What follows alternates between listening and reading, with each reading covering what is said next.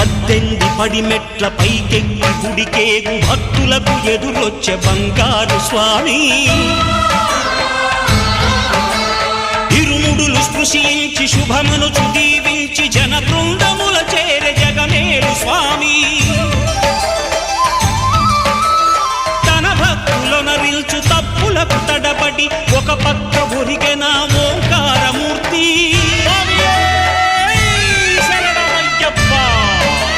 స్వాములందరూ తనకు సాయము కాగా ధీమంతుడై లేచే ఆ కన్య స్వామి